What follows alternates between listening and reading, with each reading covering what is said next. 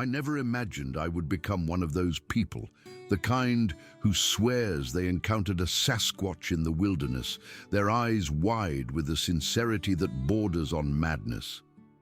Yet here I sit in my cramped studio apartment, staring at a cup of reheated tea that's gone cold again, attempting to articulate something that fundamentally fractured and reassembled my understanding of reality.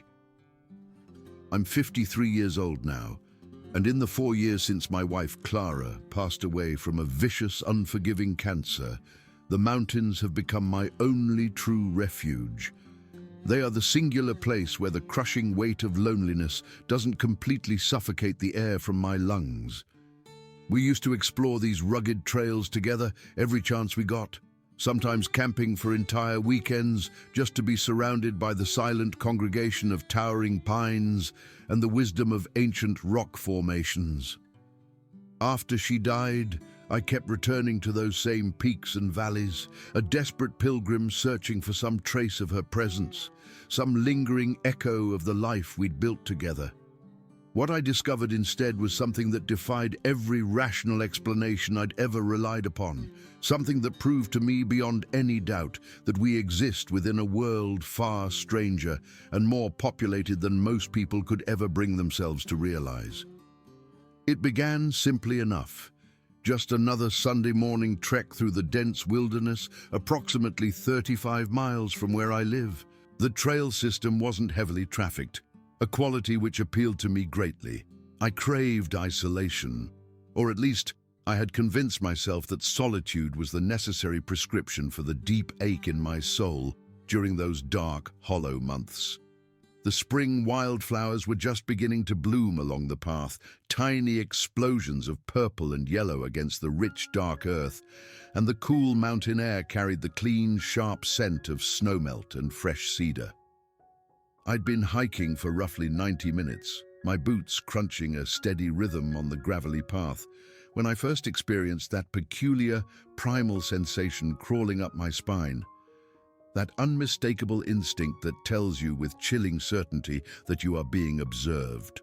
I froze mid-stride and scanned my surroundings carefully, my eyes probing the dense undergrowth and the silent, imposing trees, but I detected nothing unusual aside from the ordinary chipmunks and ravens conducting their daily, bustling routines.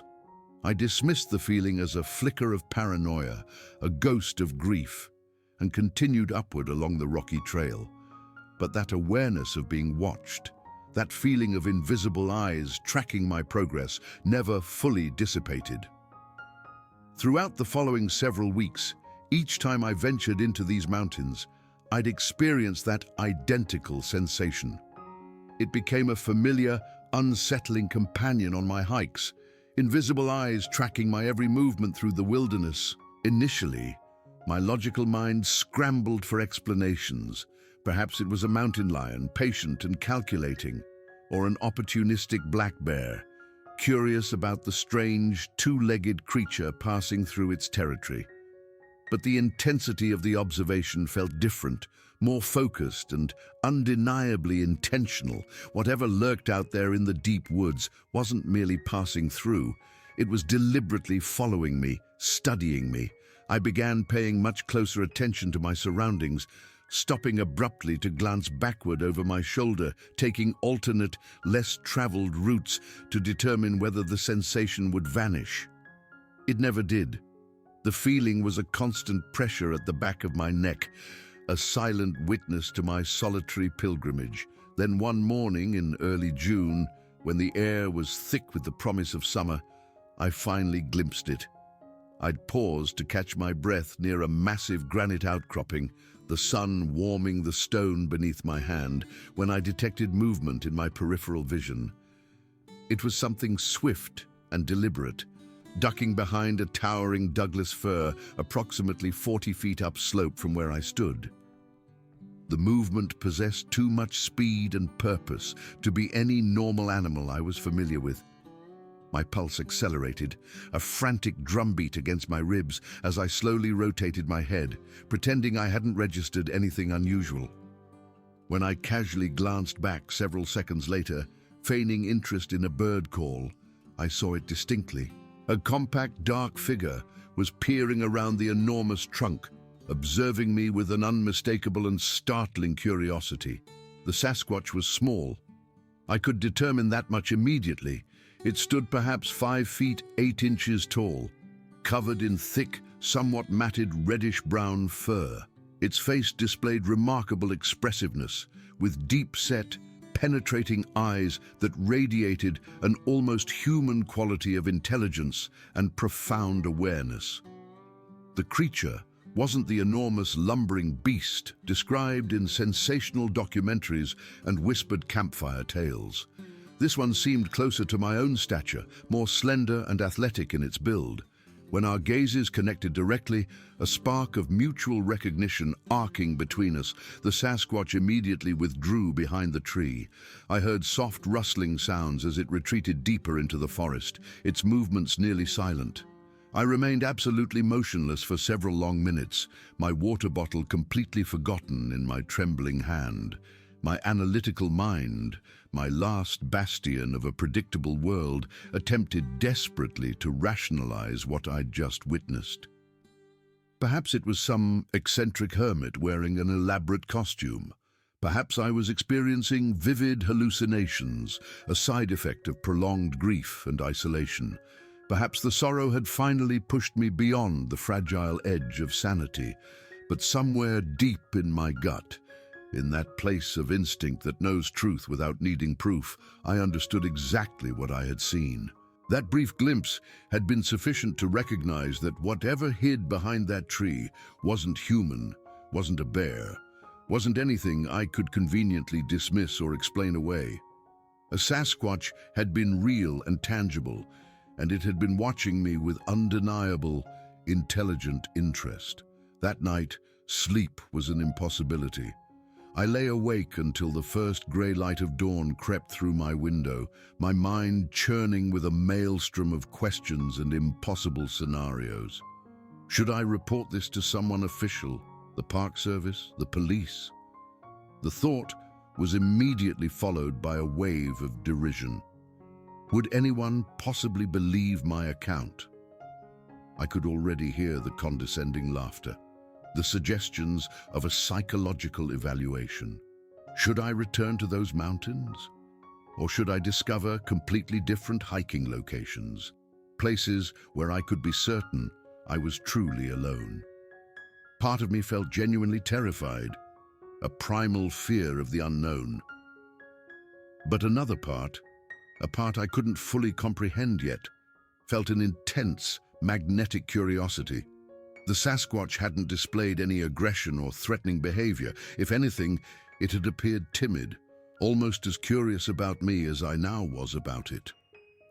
When Sunday morning arrived again, I found myself driving back to that identical trailhead, my hands tight on the steering wheel, completely unable to resist the pull of that mysterious encounter. For the first 90 minutes of my hike, everything appeared perfectly normal. I walked the familiar switchbacks and ridgelines, listening to the cheerful cacophony of birdsong and feeling the strengthening June sunshine warming my shoulders. I had nearly convinced myself that I'd somehow imagined the entire incident, that it was a waking dream born of loneliness, when I heard a branch crack somewhere behind me. The sound was sharp, deliberate, and too close to be ignored. I turned slowly, my heart leaping into my throat, and there it stood. The Sasquatch was positioned roughly 25 feet away, partially concealed behind a dense cluster of mountain laurel bushes. This time, it didn't flee. We stared at each other for what seemed like an eternity, an entire lifetime passing in the silent space between us. Neither of us moved, both carefully assessing the situation, a silent negotiation taking place across species and realities. The Sasquatch took one tentative step in my direction, and I instinctively, foolishly stepped backward. It halted immediately, and I could have sworn I detected something resembling disappointment flicker across its expressive features. We remained frozen in this strange, silent standoff for several long minutes. And then, to my absolute world-shattering astonishment, the Sasquatch opened its mouth and vocalized. The word emerged rough and labored, like someone struggling to master a foreign language. The syllables clumsy, but the intent clear. It was completely unmistakable. The Sasquatch said, "Hello." My legs nearly collapsed beneath me. I grasped a nearby sapling for support, its thin trunk trembling along with my hand. My heart was pounding so violently against my ribs I thought it might explode from my ribcage.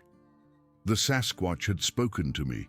In English, it had actually formed a recognizable word and addressed me directly as one sentient being to another.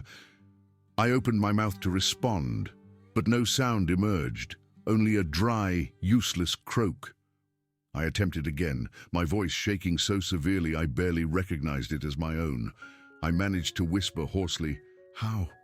How is this possible? How can you speak?" The Sasquatch took another small step closer, its movements careful and measured, as if approaching a frightened, unpredictable animal. When it spoke again, the words came slowly, separated by lengthy pauses, as it seemed to search for the correct sounds, assembling them with great effort. The Sasquatch said, "Listen, you, many seasons." Its voice possessed a deeper, more resonant quality than I would have anticipated, a strange baritone that seemed to originate from somewhere profound within its chest. The Sasquatch gestured vaguely toward the surrounding wilderness, then tapped the side of its head with one long, elegant finger. I struggled desperately to process the impossible information being presented to me. The Sasquatch was informing me it had learned human speech by listening to people, by observing hikers and campers over extended periods of time. But how long had it been listening? How many years had this being spent in these mountains, silently observing, absorbing our language, and studying our behaviors? As if sensing my confusion, the Sasquatch vocalized again, tapping its own chest this time. It said, "Not young, small body, old spirit." The Sasquatch gestured to itself, then spread its arms wide, indicating something much larger and more imposing before bringing them back to reference its own compact frame. Understanding gradually crystallized in my consciousness, a dawn breaking over a landscape I never knew existed. This Sasquatch wasn't young at all, despite its smaller stature. It was diminutive for its species, perhaps, but it had existed for an extraordinarily long time. The creature had witnessed these mountains transform through decades or possibly centuries. It had observed countless humans passing through its territory, had absorbed our language over an incomprehensible span of time. The Sasquatch took another step forward, and this time, I didn't retreat. Something in its eyes, in the gentle, deliberate way it carried itself, communicated that I had absolutely nothing to fear from this being.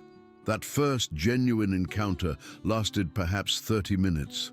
We didn't exchange many words. The Sasquatch's vocabulary was severely limited, and I remained too fundamentally shocked to formulate coherent sentences. But something profound passed between us during that time.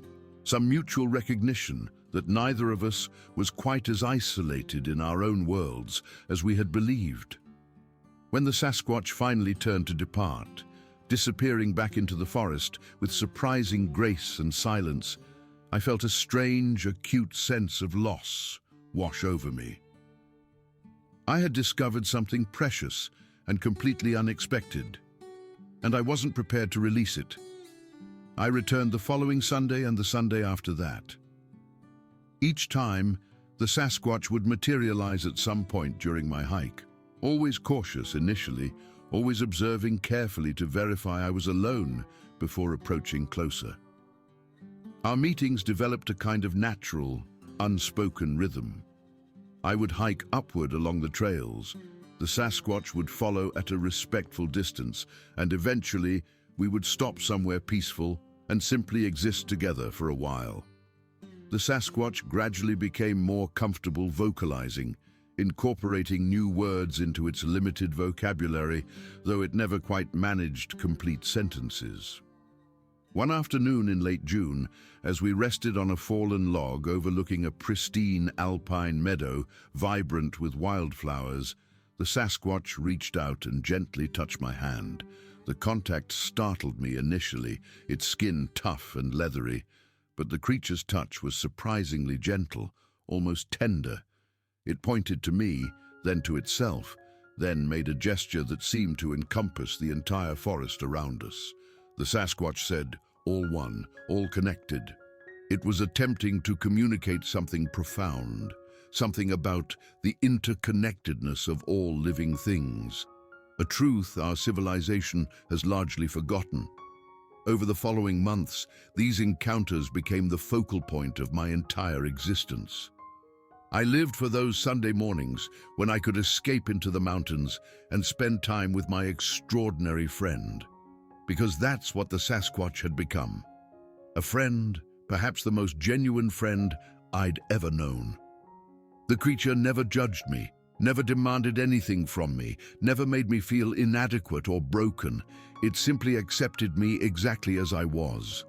A grieving middle-aged man trying desperately to find meaning in a world that had become almost unbearably empty. The Sasquatch taught me things during those months together, lessons I don't think I could have learned any other way. It showed me how to truly observe the forest, not just walk through it blindly. It taught me to recognize the subtle signs of animal passage, the way deer create specific trails through the undergrowth, the way bears mark their territory on certain trees, the way birds communicate danger to each other through their specific calls. The Sasquatch demonstrated how to move silently through the wilderness, how to place my feet carefully to avoid snapping branches, how to use the direction of the wind to mask my scent, how to become part of the landscape rather than an intruder within it. But more importantly, the Sasquatch taught me about patience and presence. In our modern world, we're constantly rushing, constantly multitasking, constantly thinking about the past or worrying about the future, rarely fully present in the actual moment we're living. The Sasquatch existed entirely in the present. It didn't seem to carry regrets about yesterday or anxieties about tomorrow. It was simply here, now, fully engaged with whatever was happening in this exact moment. I remember one particular afternoon when we were sitting beside a small gurgling creek, watching the clear water flow over smooth, mossy stones. I was lost in my thoughts, spiraling into memories of Clara, about all the things I should have said or done differently, all the precious moments I'd wasted being distracted or preoccupied. The Sasquatch reached over and placed its heavy hand on my shoulder, a gentle anchor pulling me back to the present moment. It pointed to the creek and said, "Water moves, not stops. You, same." The creature was telling me that I needed to keep moving forward like the water in the creek. Water doesn't stop flowing because it encounters obstacles. It simply finds a way around them and continues onward. I was holding on to my grief like a boulder, letting it block the natural flow of my life.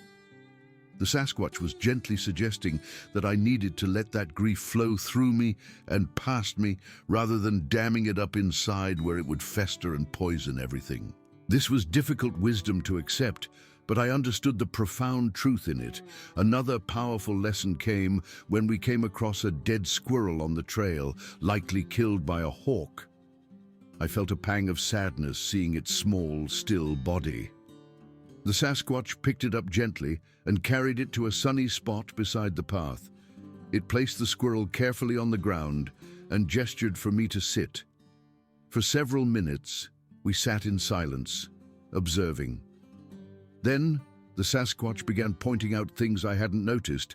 The insects already beginning to break down the body, returning its nutrients to the soil, the seeds caught in its fur that would be released as the body dissolved into the earth. The Sasquatch said, "Not end, change, give back."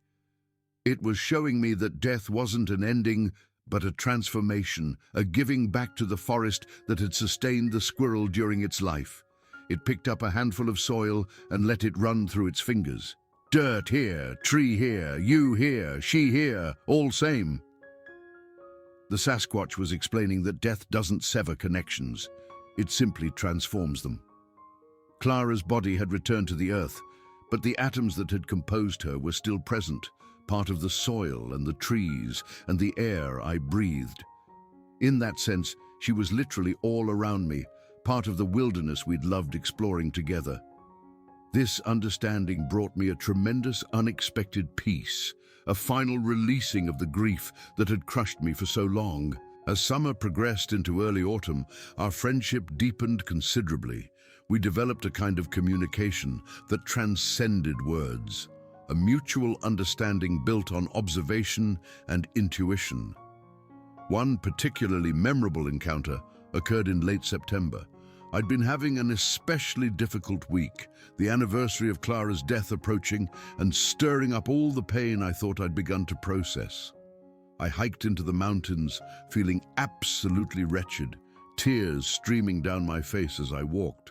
The Sasquatch appeared earlier than usual, stepping directly onto the trail in front of me rather than observing from a distance first.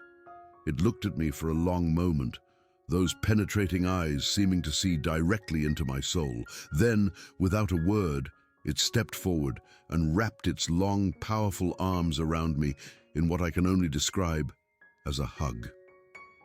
I broke down completely, sobbing against the Sasquatch's chest while it held me firmly but gently, making soft, rumbling sounds deep in its throat that were somehow incredibly comforting. We stood like that for I don't know how long, this impossible creature offering solace to a broken man in the middle of the wilderness. When I finally regained some composure, the Sasquatch released me and gently wiped the tears from my face with its rough fingers. It said, "She here, always here." The creature placed one hand over my heart, then swept its other arm wide to encompass the forest around us. The Sasquatch was telling me that my wife wasn't truly gone, that she was still present in the world around me, in the trees and mountains we'd loved together, in my heart and memories. This brought me more comfort than months of well-meaning condolences from friends and family ever had. As autumn deepened and the aspen leaves turned a brilliant, shimmering gold, I began bringing small offerings on my hikes. Nothing elaborate, just things I thought the Sasquatch might find interesting. I brought a small hand mirror, which fascinated the creature endlessly. It spent nearly an hour examining its own reflection, making different expressions. I brought a harmonica, and though it couldn't quite figure out how to play it, it enjoyed the sounds it could produce, but its absolute favorite was peanut butter. The first time I offered it a spoonful, its eyes widened with what I can only describe as pure delight. It savored that peanut butter like it was the finest delicacy imaginable. The creature also began bringing me gifts in return: interesting stones, feathers from rare birds, pieces of wood with unusual shapes. I treasured these gifts more than anything I owned. They represented the friendship and trust of a being that most people refused to believe even existed. One particularly significant gift came in early October. The Sasquatch led me to a secluded spot deep in the forest, where a cluster of unusual mushrooms glowed faintly with bioluminescence. It carefully harvested one and handed it to me, saying, "Light in dark, like you." I understood the metaphor immediately. The creature was telling me that I brought light into its solitary existence. I was deeply moved by this gesture, by the profound sentiment expressed through such simple words. The Sasquatch also showed me its dwelling place, a natural cave formed by massive boulders, a gesture of absolute trust. It said, "My place. You come if need," offering me sanctuary. As October progressed into November, I began to sense a change in its demeanor. It seemed more contemplative, withdrawn. Then one grey November morning, as we sat watching fog roll through the valley, it finally managed to communicate what was troubling it. It pointed to itself, then made a sweeping gesture toward the distant mountains. It said, "Must go. Time come." My heart sank. The creature was telling me it needed to leave. I wanted to beg it to stay, but I understood this departure was necessary, a part of its life I couldn't comprehend. I asked when it would leave. It held up both hands, opening and closing them several times. A few more days. It wanted to say goodbye properly. On what I somehow knew would be our final day together, the Sasquatch led me to a high ridge overlooking the vast wilderness.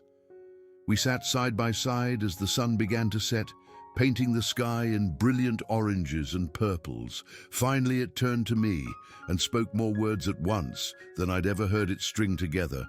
"You teach me too, alone. Long time, you show, friend possible. Different, not matter." I realized with a start that our friendship had been just as meaningful for it as it had been for me. The creature reached into a small pouch woven from plant fibers and pulled out a smooth stone, unlike any I'd seen before, dark green with veins of gold running through it. It pressed the stone into my palm. "Carry me. I carry you, always." We would carry each other in our hearts forever.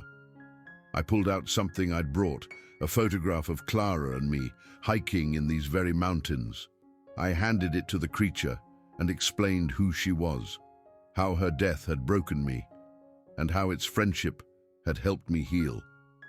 The creature studied the photograph carefully, then looked at me with profound compassion. It carefully folded the photograph and tucked it into its pouch. "She proud," it said, placing its hands on my shoulders. "You strong, you good." Those simple words of affirmation from this impossible being touched me more deeply than I can express. We stayed on that ridge until full darkness fell. Eventually, the Sasquatch stood and embraced me one last time. When we separated, it placed one hand over my heart, then over its own, then pointed to the stars above us. We were connected through that same universal force that connects all things. It turned and began walking toward the dark forest, pausing once to look back. I raised my hand in farewell, and it mirrored the gesture. Then it disappeared into the shadows, leaving me alone on the ridge. In the years that have followed, I have continued hiking those same trails every Sunday. I never saw the creature again, but sometimes I find small signs, an unusual stone placed on a log, a pattern of broken branches, and I choose to believe they are messages, reminders that it remembers me. I never told anyone my story. Who would believe it? I couldn't betray my friend's trust that way. Instead, I carry the memories and the lessons silently, letting them shape how I live my life. I try to move through the world with the same quiet grace and awareness the Sasquatch demonstrated. I try to be more present, to find joy in small things, to live in better balance with nature. That green stone sits on my desk, a constant tangible reminder that our encounters were real, that magic and wonder still exist in this world if we only remain open to discovering them. I am no longer the broken man who first felt those eyes watching him from the forest shadows. I have been rebuilt, shaped by a wisdom far older than my own, and for that, I will be eternally grateful. The wilderness calls, as it always does, and I answer, ready for whatever lessons today might bring.